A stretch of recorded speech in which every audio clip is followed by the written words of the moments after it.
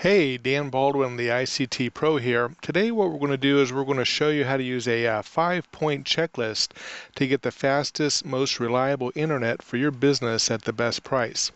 Now, when you call a internet carrier, almost always they're going to ask you for an appointment. Now, if you only have a single location business, you probably don't need an appointment to have a bunch of people come out and sit with you and learn all there is to know about your business. But what we're going to do is there are some important questions that any carrier would need to know to make sure that you're getting the right internet connection, and we're going to help you save time, place an order as soon as possible for whatever internet you think is going to be the best upgrade for your business by taking you through the checklist questions that you normally go through when you sit with a carrier rep. So these are the questions. You can kind of self-screen and self-cost justify. So by the end of this video, you'll have a pretty good idea of what internet connection, what upgrade is right for your business. All right. Now, most of what we're going to talk about concerns a single location business, because single location businesses are pretty hard to mess up. Multi-locations, there can be some complications. So if you have a multi-location business, we strongly recommend that you do sit with an independent ICT Pro and their sales engineer, and we'll show you how to get a appointment with one of them at the end of this video, or you can also look at the website to show you how to set an appointment. All right, but even if you do set an appointment, if you go through this checklist and you familiarize yourself with the issues before the meeting will go a lot quicker, or you might even be able to do the meeting over the phone. All right, so let's go ahead and go through it. Now, the way you use this checklist is you need to get out a pencil and just kind of write down the answers to these questions. Now, what we're going to do is we're going to show you the first four items are really just to find out if there's something unique going on with your business that would make kind of an out-of-the-box internet solution something that you might want to think about. All right, but then when we go down to number 5, this is everything that you need to know to kind of place an order as soon as possible. So number 1, what is your current ICT situation? Now, ICT stands for Information and Communications Technology. ICT is the new name for IT or telecom or cloud or what have you. It's just real easy to say and remember. So it includes everything that you're paying, every monthly bill that you're paying for either phone service or internet service or any sort of cloud service. Okay, or if it's a monthly bill and it's provisioned out of the cloud, or you have a phone company or an internet company, that's an ITC. So the first thing that any ICT pro is going to want to know is how much you spend every month on all of your phone and internet and managed services bills. Because if you spend less than $1,000 a month, then they're going to want to handle you over the phone because ICT pros, they earn a commission for taking care of your account, generally about 10%. And so, if they sign you up and you spend $1,000 a month, they're going to, make about $100 a month managing your account. And it doesn't take long for a lot of labor issues to eat up that $100, and they're losing money trying to take care of your account. So if you spend less than $1,000 a month on ICT, you're probably going to want to do self-service. And most ICT pros, they have a self-service order line where what you can do is you can call that phone number, and someone at the end will be a highly trained and certified person. They can take your order, for 100 different phone companies and then make sure it's installed correctly. But the ICT pro themselves, what they generally do is they want to, do larger multi-location businesses, but they do want to take care of you. And so what you'll do is they'll help you get what you want through the order line, and then you can get on their email newsletter list, and then when something else comes up, you can always email them or then of course give them a call again. And the second thing you want to know is who are your ICP providers and what's the contract status of each? And then do you have an ICT general contractor?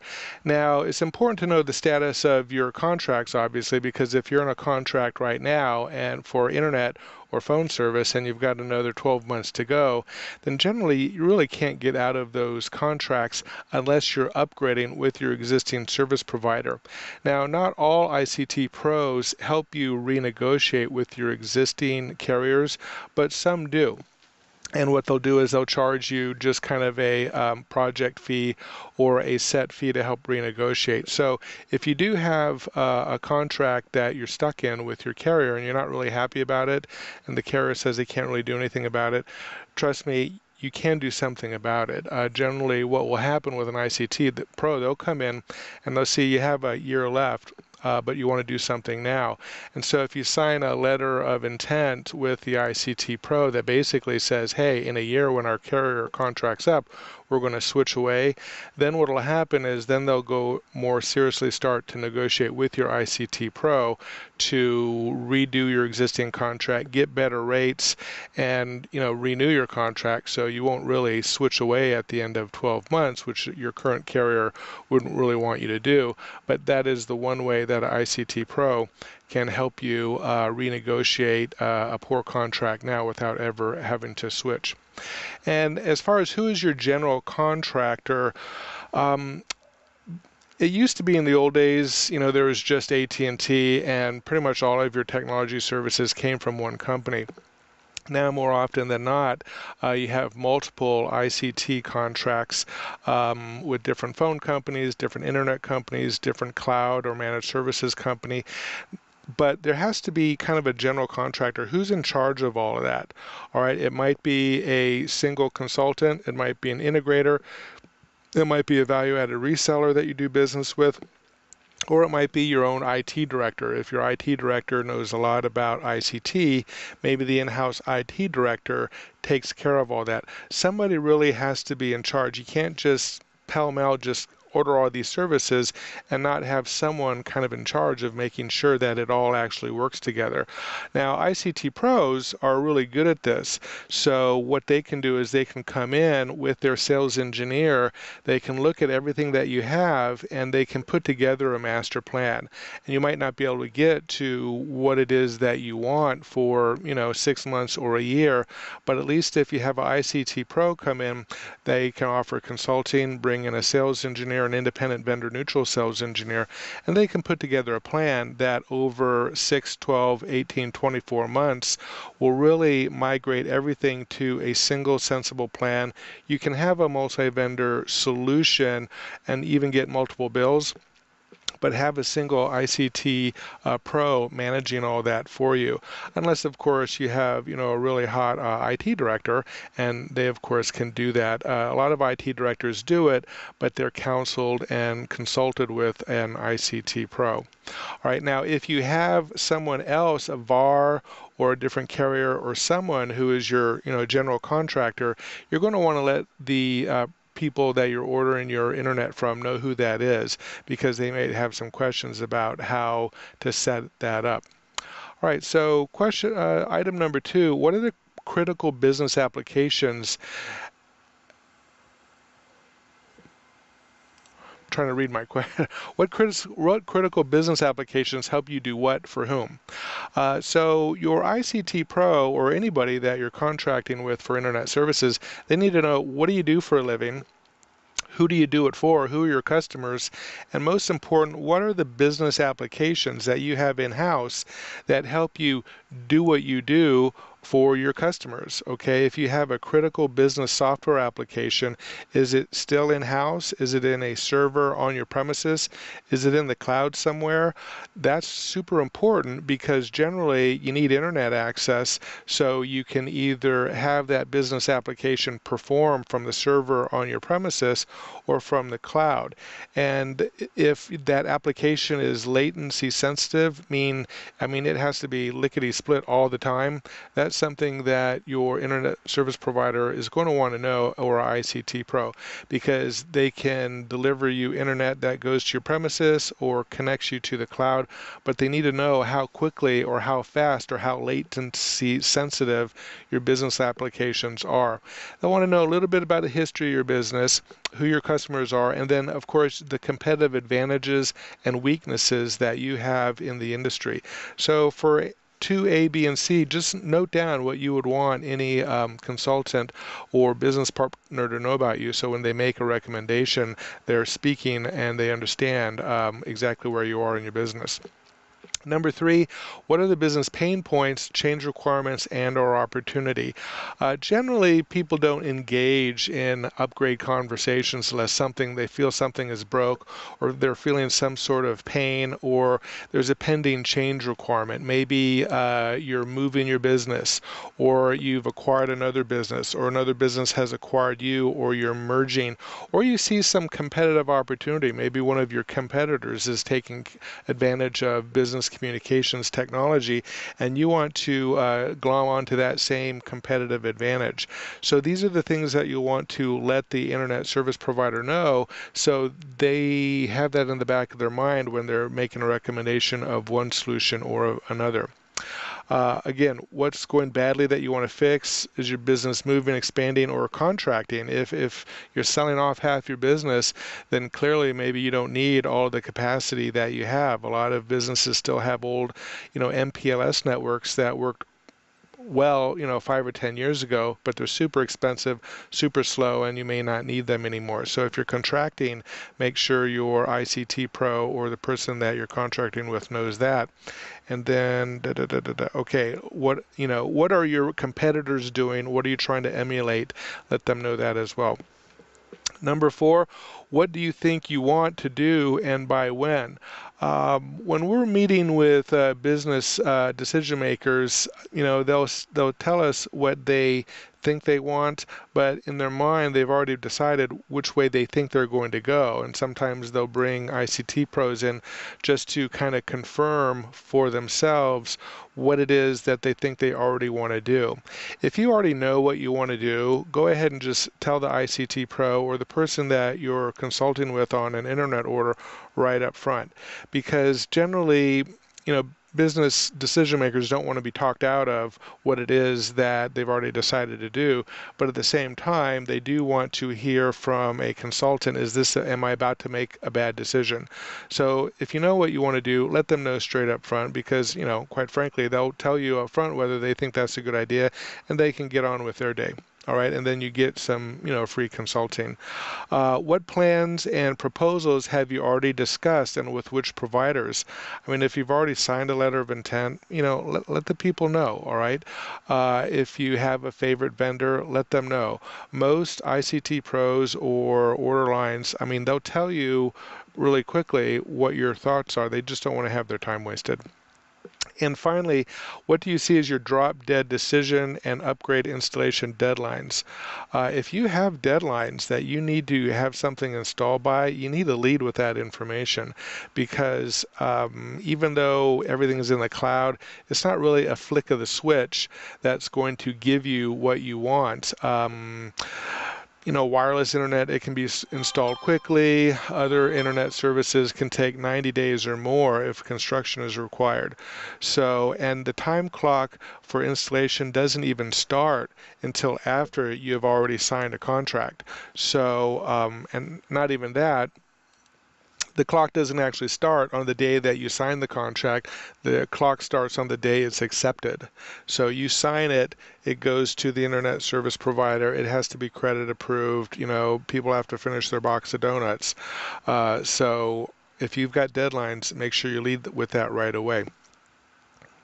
So we've talked about current ICT situation, number 1, the critical business apps. What do you do? Who do you do it for? What are your pain points, change requirements and opportunity, and what is it that you think you already want to do? These 4 items, let the order line people know so they can confirm that you're buying the right thing. If you're doing an interview or a consulting meeting with an ICT pro and their sales engineer, make sure that you basically already have these at your front of your brain, and you just kind of share that with them right away, and your meeting will go a lot quicker. So now finally we get into the stuff that you really want to know about. Here is everything you need to know about the 6 different types of internet. I mean, there's only 6 types. You're going to buy one of these 6. All right, so we're going to tell you everything there is to know about all 6 of them. So by the time you're done watching this video, you'll have a pretty good idea of what is right for you. So the 6 types of internet fall into 2 categories. You're either going to get wired or wireless. Now, all things being equal, wired internet is the way to start because wired internet is not metered. Okay, where wireless internet, even though many of them are moving toward quote-unquote unlimited plans, to a certain degree they're still metered, okay, in that after you use up a certain unlimited amount, or what most people would never use more than, they're going to slow you down, or they eventually get around to charging you more.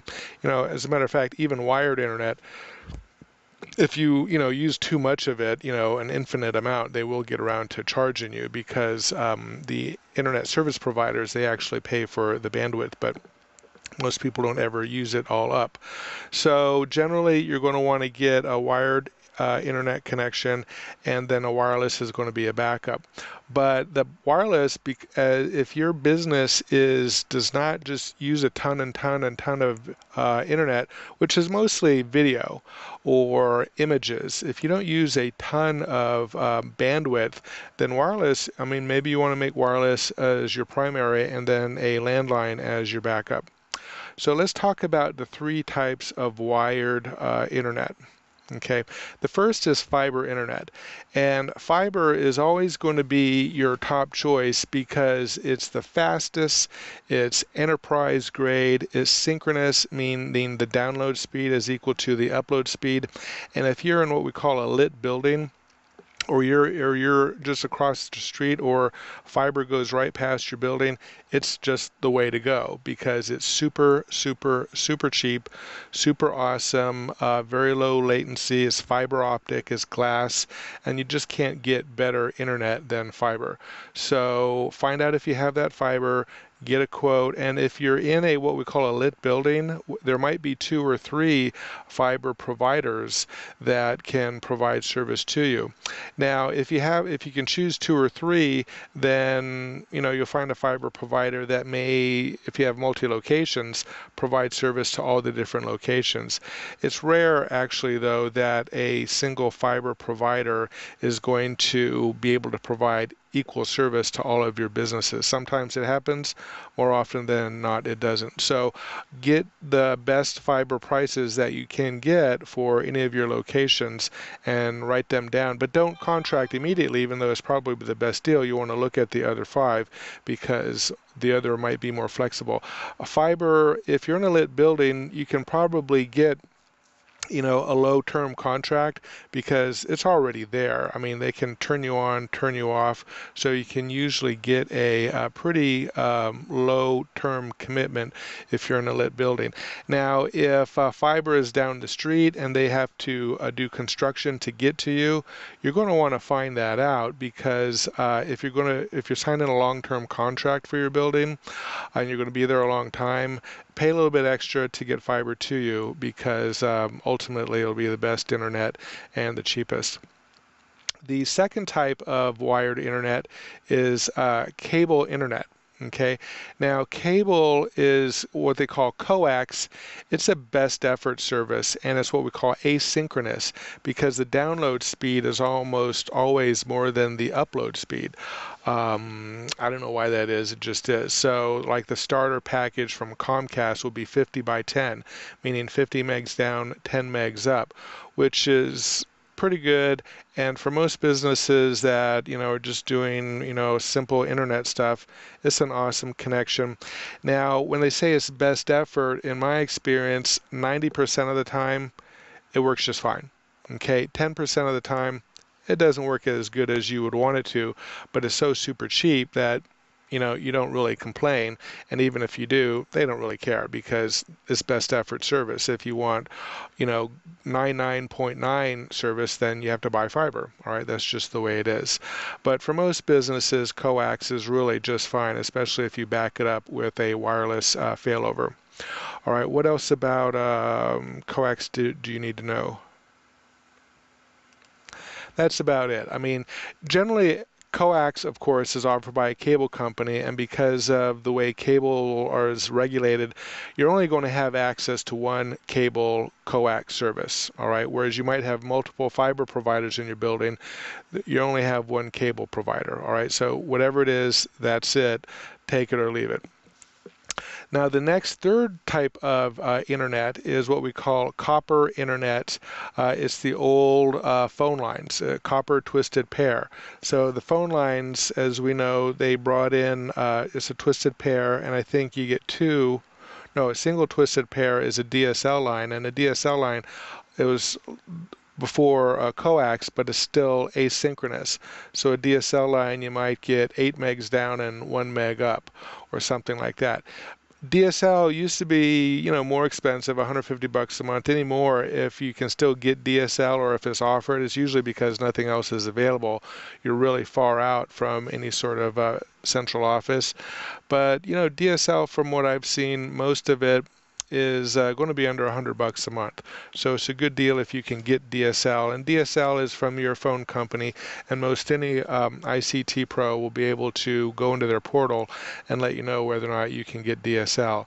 And then, of course, for the people that are just way, way, way super remote and all they can get is a phone line, then of course the phone line can still deliver to you, POTS, analog, dial-up, internet modem service. You have to have a modem, and it dials up and it still works. But POTS lines are getting more and more expensive. They can be anywhere from 60 to 90 bucks per month too.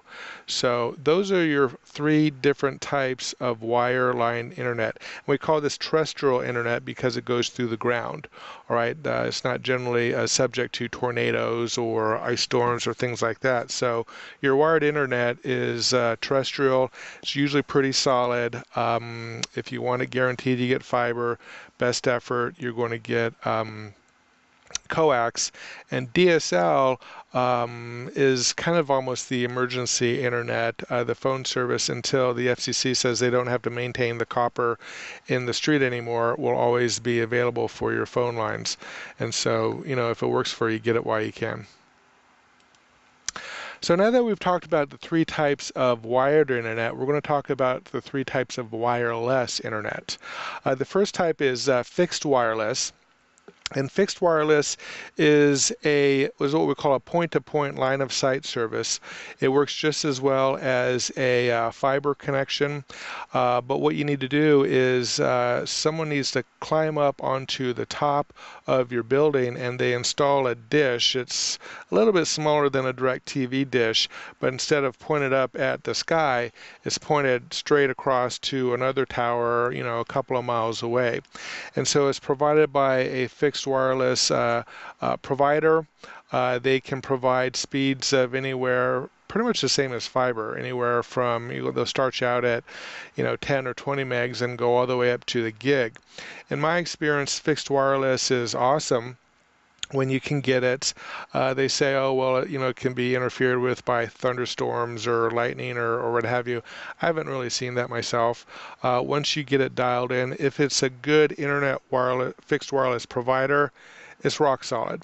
Okay, and it's generally going to be anywhere from 10 to 20% less than the equivalent fiber. The fixed wireless service provider, they have their own fixed cost, but once they get the dishes installed, their variable cost is very low. And so if you start out with 10 megs and you want to go to 20 megs or even 100 megs, the fixed wireless provider is going to be highly motivated to have you do that with them, because it doesn't really cost them anything to take you from 20 megs up to 50 megs or 100 megs. So you can generally dicker with them pretty good once you have the dish on your roof. Now, there's kind of low-end dishes and then high-end dishes. The low-end dishes, I don't believe they're registered with the FCC. The higher end dishes are. And so if you have a fixed wireless provider, you definitely want to talk to them about all the sorts of dishes that you have. And really, if you're in kind of a urban sprawl area where to get fixed wireless, it has to be flat. Number one, you can't have a lot of buildings in the way or trees in the way or mountains. But if you do have fixed wireless providers available to you, definitely talk to them. Make sure that they have good references though. There's probably 20% of the fixed wireless providers are a little bit fly-by-night, don't have really good reputations. So definitely check out the references if you're going to do business with fixed wireless. Check references, talk to other businesses, see how long they've been in business, and make sure that they're financially stable. 80% of them are, and 80% of them, it's a rock-solid deal. Now, the other thing about fixed wireless is it's generally not metered, okay? Unless you are you're all on all the time, you don't have to worry about fixed wireless ever having a cap or charging you like other sorts of wireless providers. Now, the next wireless provider is 4G LTE, and this is the same exact wireless that you have on your smartphone, okay? So if you ever take your smartphone and do a hotspot, a Wi-Fi hotspot, that's the same sort of internet for 4G. So just as you can, have a hotspot off your cell phone and run your laptop, you can take a 4G wireless chip and put it into like a BEC Technologies device, and then plug that with the Ethernet cord directly into your firewall or modem, and it works awesome when it works, okay? The challenge with 4G is really the signal, because with fixed wireless, you have an antenna on the roof of your building, and so, and it's weatherproof pretty much, and so you get a really strong signal.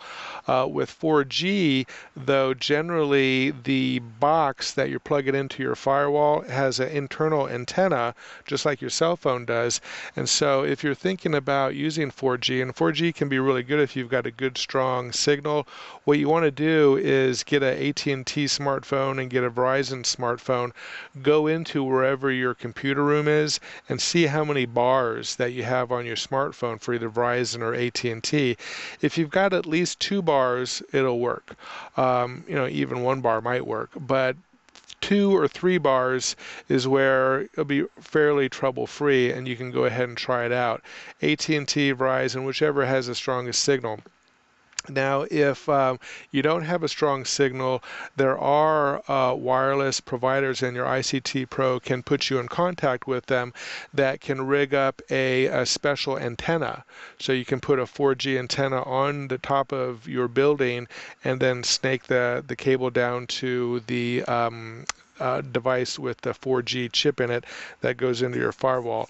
Now, you want to test that out, because if you're only getting 2 bars in your phone room, your computer room, and even with an antenna, you might not get more bars, even though it's up on your roof. So have them go ahead and try it, but don't contract for anything until you're sure you're going to get all the bars that you want.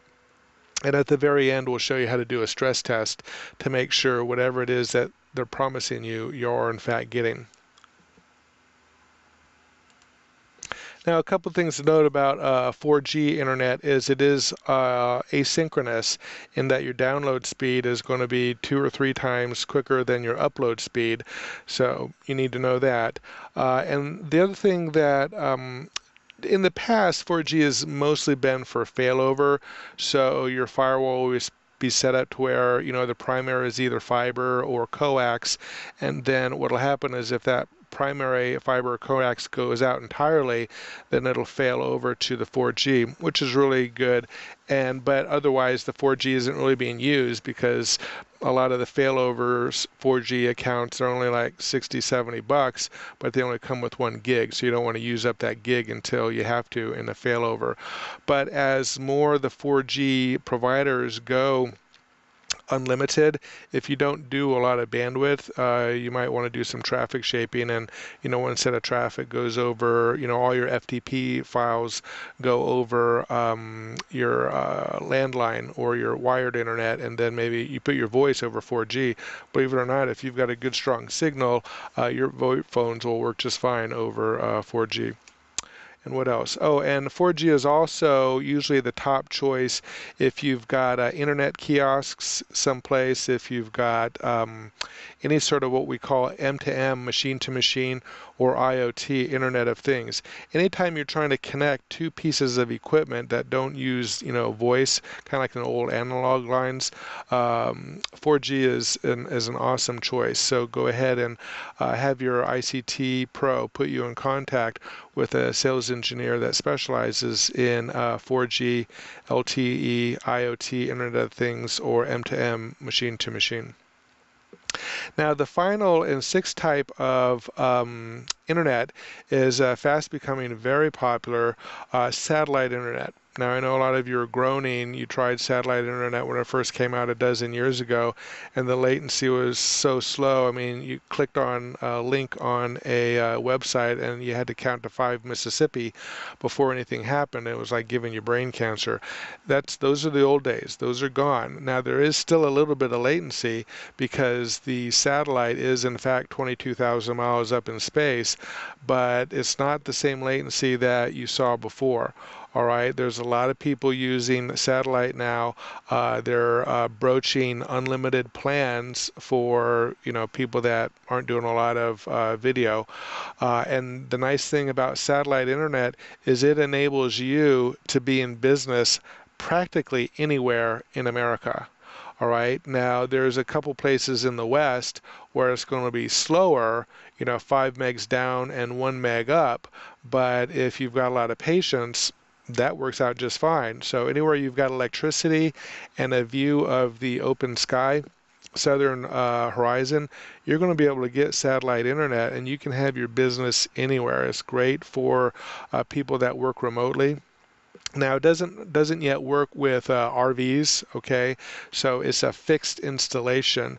When you order satellite internet, you're going to basically have the same guy that comes out to install a DirecTV or a Dish TV dish is the guy that's going to install your satellite internet dish. And so it has to be, bolted onto a building, or more often they're going to put it on, like a little sled, and it just points up at the southern sky. So you do need, so it can't, the southern horizon can't be obscured with trees or mountains or other buildings, but if you've got a clear view of the southern sky from wherever it is that you want to put the dish, then you're going to have internet. And it's really actually pretty cheap. $70 a month for Failover, which is 15 down and 4 megs up, and for just 1 gig per month. But then now they have quote unquote unlimited, where for $200 or $300 a month you're going to get 15 gigs. It's not really unlimited, but it's a lot more unlimited than not. And what they're saying is that they're only going to slow you down during certain time periods, because the big users of satellite internet are actually residential people, that are living out in the sticks, and they get home from work and they want to watch whatever they want to watch, TV shows in the evening. So the only time it really slows down for internet is during the evenings when everybody is home and watching their Netflix or what have you. So if you're trying to do a business out in the remote parts of anywhere in the United States, and you've got a view of the southern hemisphere, the southern horizon, then you definitely want to give satellite internet a shot, because it's cheap and it's easy and it's quick to install. All right, so now we've given you kind of an overview of the 6 different types of internet, but now what we need to do is which ones are right for you. And this is where you're going to want to talk to an ICT pro, or call into an ICT Pro order line, because as soon as you get them on the line, what will happen is you'll give them your service address, where it is that you want this internet connection to be, and they will type in the address, and they'll tell you exactly which landlines are available, whether you can get fiber, whether you can get coax, whether you can get DSL, and they'll be able to tell you the price right on the phone. And then you can immediately move forward and place the order. Now, satellite, the 3 wirelesses, they won't really know, so they'll have to ask you. If you're standing on top of your building, can you see the southern horizon? If you can get satellite. For 4G LTE, again, wherever it is that you have your computer firewall, just go in there with a cell phone, Verizon or AT&T, and see how many bars you have. And if you have, at least 3 bars, then that's going to be fine too. And then fixed wireless is the most difficult to find, because fixed wireless, they're really mom and pop shops, okay, and they're not in a whole lot of wireless wireless internet supplier databases. Now there is a WISPA, Wireless Internet Service Provider Association, but I went onto their website and tried to find a fixed wireless business that I actually do business with here in Chicago, and they weren't there. And so you can start with WISPA to see if you can find a wireless internet provider. Just do a Google search. If you're in a specific metro, call the Chamber of Commerce, because the Chamber of Commerce is generally going to know whether or not there's a fixed wireless internet provider, because they're usually smaller businesses and they hook up with the Chamber. But if you're working with an ICT pro who states that he or she is actually an expert in a metro, that ICT pro will tell you which fixed wireless providers there are, because there's fixed wireless in every metro. All right, if it's any sort of flat, you're going to have fixed wireless providers. So if you're talking to an ICT pro that says, "Oh no, I never even heard of fixed wireless," move on and find another one, because they are there, and when you can find them, and they're one of the 80% that is solid, it'll probably be your first choice. A lot of people, what they'll do is they'll put fixed wireless in as their primary internet, and then they'll fail over to coax because it's cheap, and then even have a third failover to 4G. Okay, so again, to find out if you want to place an order, you want to move really fast, you have to talk to an ICT pro or call ICT pro's order line. And generally these order lines are open 12 hours a day from 8 a.m. to 8 p.m. Eastern time. They'll tell you immediately what services are available for wireline at your specific address. They'll tell you what the price is, and they can move forward and start taking your order immediately. And you really need to get the order moving along, because again, the clock doesn't start until that order is complete. So the sooner you can get an order started, the sooner you'll be able to get the upgraded internet installed. Now, there is a time when you do, as we mentioned previously, that if fiber or coax is close, but it's going to require some trenching or construction get to you, you definitely want to get a quote.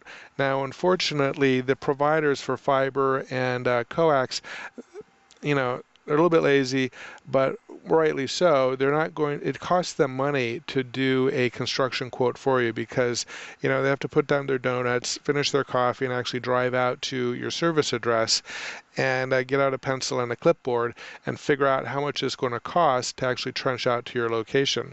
So because it costs them money to do a quote for how much it's going to be to trench out, you do have to sign a contract in advance that basically says, I agree to pay the normal retail rates. Well, it's not going to be the normal retail rates, because someone's got to pay for the trenching. So, but you do have to be okay contracting it, because you have to sign a contract. Now what will happen is they'll go out and they'll see how much it costs, and they'll flip a coin. If it's not really going to cost them very much, they'll come back and say, "Oh, well, you know what, there's no construction cost, we're just going to move forward and deliver the service for what you've already contracted for." But more often than not, it might cost them $20,000 to trench out to you. So what they'll do is they'll come out and they'll say, "Well, we will trench out to you and we won't charge you anything, but you signed a 1-year contract. It has to be a 3-year contract or a 5-year contract for us to afford to trench out." Or what they'll do is they'll say, "We're going to pay $20,000 and you're going to pay $2,000. So, but what will happen is, if they say that, and then you say, "Oh, I don't want to pay the $2,000," and then the contract you've already signed, the retail contract, is just null and void. So generally, you will want to sign a contract if you like the retail prices, just so you will find out what the trenching cost will be. Go ahead and sign the contract, make them, come up with the trenching cost, because if you have a long-term lease on the building, you're going to want them to trench in, because ultimately it will be your cheapest, best internet that you'll be able to get for your business. So at this point, you're kind of ready to place your order. If it's a single location business, if everything that I've told you about makes sense to you, then you can go ahead and place an order. Now, there's a couple things that you need to, re-review with yourself, and you will want to talk to the order person of the ICT Pro that you're working with to make sure, again, going back to the 1 through 4, uh, kind of review with them anything that you think might be a concern. Okay, just so they know what all this stuff is. All right. One other thing is not a lot of small businesses use static IPs, but sometimes when you're switching from one internet provider to another internet provider, more often than not, you have to get new static IPs. And it can be a little bit like getting new phone numbers. It's because the static IP helps other providers that are doing business with you or trying to reach your servers that are on your premises. They're using a specific static IP, and then you have to switch to a different static IP. Then you have to contact all those providers and say, look, my IP address is changing, and that can be a pain. Sometimes you can get them ported over. More often than not, you can't. Okay, but if you think static IPs are going to be a problem, changing them out, that's when you would want to talk to a ICT Pro and their sales engineer, and kind of look at all the static IPs you have and how big of a deal is it going to be to change those out. And so the other things that you're going to want to consider is, okay, failover. All right, it used to be that internet was super expensive and every business only had one connection, and then when it failed, they just learned to live without it until the internet outage was over. Today, internet is so cheap that almost every business that is in business because of the internet, they're going to want to get a failover. Now, failovers are pretty easy to program through using just a simple advanced firewall. Now, a firewall is what your internet modem connects into, and then the firewall connects to your switch to give all the computers plugged into the switch internet access. Now, most firewalls, the advanced firewalls, they'll have two WAN ports, and a WAN port is where you plug in the internet. So they have WAN A and WAN B. And even if you have a smaller firewall that just has one WAN port, it'll generally have 4 LAN ports, and one of the LAN ports can usually be reprogrammed to be a WAN port. And then what the firewall can be programmed to do, whereas basically all the internet goes through, your primary internet, WAN 1, but when WAN 1 goes down, it automatically fails over to WAN 2. And then more advanced firewalls can be programmed where all FTP traffic goes out over WAN 1, which will be your coax or your fiber, and then voice and video, it will go out over the other WAN port, and so they're not really bumping into each other. So they can be programmed that way. Now, if you have any specific, what we call traffic shaping issues, where you want some traffic to go out over one connection, internet connection, and other to go out of the others, what a lot of service providers are doing now is they're doing that with what's called a SD-WAN box or SD-WAN technology. And there's literally about 24 different types of SD-WAN providers and technologies.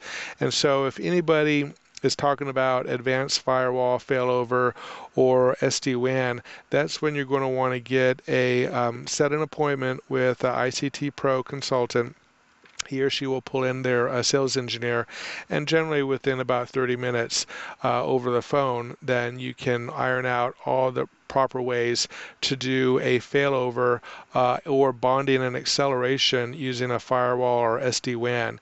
And firewalls, what they can do is they generally do either or on two internet connections, but at SD-WAN, what they can do is they can do what we call bonding and acceleration, to where it's just magic. All right, out there in the internet, they make things better, and it wasn't able to be done just a year or so ago with a firewall, but now the magic happens out in the internet. I can't really explain it to you, but the sales engineer can explain it a little bit better. But trust me, everyone's totally excited about it. It does actually work. We've got a SD-WAN demonstration that shows you how you can take one super large FTP file, and before you had to squeeze it over one internet connection or the other, but an SD-WAN box will basically split that FTP file, put it up over two separate connections, and then knit it back together in the cloud. It truly is magic. So if anyone's talking firewall, advanced firewall, failover, SD-WAN, bonding, and acceleration, you definitely want to get your ICT Pro to bring a sales engineer, do a phone conference. 30 minutes is generally all it's going to take, and then you'll make sure all that is covered. Now, one other time that you're going to want to bring in a sales engineer and your ICT Pro to do consulting, at least on the phone, is if you have a multi-location environment and people are talking about point-to-point connections, MPLS connections, VPN, or MPLS plus SD-WAN. Okay, now we have a document here. You can kind of read through it, and it gives you a primer about the difference between point-to-point, MPLS, or VPN, and SD-WAN and MPLS. I won't, go through it all now in the video, but if anybody's using these acronyms, point-to-point, MPLS, VPN, or SD-WAN, you definitely want to do an appointment. It doesn't have to be an appointment in your premises. You can certainly have them, come out, take you out to lunch or whatever, but generally you can do this sort of consulting just over the phone, and you'll want your ICT Pro there along with their sales engineer on the line. All right. Now, one thing about sales engineers that I have to share with you is a lot of the ICT pros, they'll bring in a sales engineer, but you need to find out, is that sales engineer from one specific carrier, or is that really a vendor-neutral sales engineer from one of their distributors? Because most ICT pros, they'll work either directly with carriers or they'll work directly with master distributors or most. Now, the carrier sales engineers, they're going to basically sales engineer you into needing, that one carrier solution. Whereas if a ICT Pro brings in a vendor-neutral sales engineer from their master distributor, that's really the best, because what will happen is then that sales engineer can give you the pros and cons of the different SD-WAN providers or the different carriers without, they're not getting paid their salary from the carrier, so they're going to be a little bit more vendor-neutral. So make sure that when someone does bring in a sales engineer, you know whether or not they're on the payroll of a carrier or they are in fact a vendor-neutral sales engineer from one of the master distributors. All right, now to the question, two delivery options. Are you going to order your internet services directly from a carrier, or are you going to order them through a managed services provider? And even if you're placing the order through ICT Pro's order line, that order line might be placing the order directly with the carrier, okay? And so the carrier is going to deliver it, and you're going to have this carrier circuit, and it's either going to work for you if it won't, or it won't. Now, 90% of the time, if you're fairly simple business, you need simple internet, buying it directly from the carrier, through the ICT Pro's master distributor is not really going to be a problem, okay, because it's kind of hard to mess up. But if you have a multi-vendor solution going on where the carrier internet circuit is just one part of a bigger solution where it has to work well with a black box that's maybe being provided by a value-added reseller, and you have multiple vendors producing a integrated solution, generally you're going to want to have that order placed through a managed services provider, or what we call a reseller, because the reseller, what they'll do is they can, provide all of the piece parts and then just have it under a single bill, and then having the internet work with all the other piece parts is the problem, not of you, but the managed services provider. So go ahead and read through all of this that we have and really decide, do you need a managed services provider / reseller, or is it okay to order it with a carrier direct? And even if you decide to do it through a carrier direct, make sure you do it through the ICT Pros managed distributor for carrier direct as opposed to the carrier direct, because at least if you order it through your managed IC or your ICT Pro, that ICT Pro is going to be around for a long time, as is the master services distributor, whereas the account teams for the carriers direct, they come and they go, and they may provide you consulting, but then they're going to be gone a year from now. And at least with the ICT Pro, that person's sales engineer and the master distributor, these people are around for a long time, and they're financially incented to keep you happy over the long term. So finally, oh, let me give you one plug for securing services through a master services provider. Now, this is especially true if you have multiple locations, all right, because internet doesn't really do you any good until you get into a firewall, and then the firewall plugs into the switch, and then everything that needs internet plugs into the switch. All right. Now, the switch is really got to be managed, because you may or may not need VLANs. Your phones may or may not work without a VLAN when you plug in your VoIP phone to the managed switch. Now, a lot of businesses, I've talked to their IT departments, and they want to own the firewall, they want to own the switch. And if you have an IT director that, they just have to own the firewall and the switch, okay, fine. All right, then you just buy the internet plugs into the firewall, and the IT department, makes sure it works.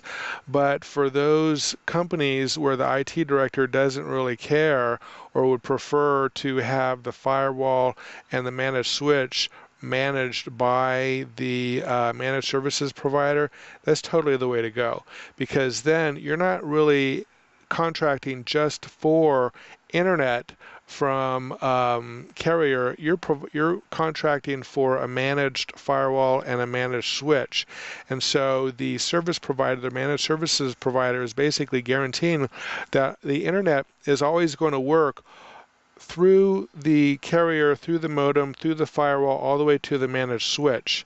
And so the only thing that the customer and the IT department has to concern themselves is, plugging your gear, your servers, your phones, your PCs, your Wi-Fi APs into the managed switch, and that managed switch is going to work, all right, because the managed services provider providing the internet connection is guaranteeing that. So if you have a smaller IT department, or your IT department has other things to do than to manage firewalls and switches, definitely secure a service from a carrier managed services provider, where the carrier pitching you the internet say, and how much for a managed firewall, how much for the managed switch, and will you set up and maintain my VPN? If they say yes, yes, yes, you've got a carrier MSP. If they go, I don't know what you're talking about, talk to your ICT Pro about introducing you to a carrier managed services provider that will do the internet, the managed firewall, the managed switch, and set up your VPN. You'll be very happy. And last but not least, how do you make sure that you're getting what you're paying for? You have to stress test it, and I'm not talking about doing a speed test on speedtest.net, because a speed test is only a 30-second test of that internet connection, all right? And almost every internet connection can perform for 30 seconds. What you want to do is do a FTP cloud stress test, where you take a 1 gig file and you download it, and then you upload it.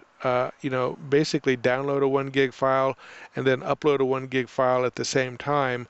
Talk to your ICT Pro about how to set up this stress test, because we've shown them how to do it.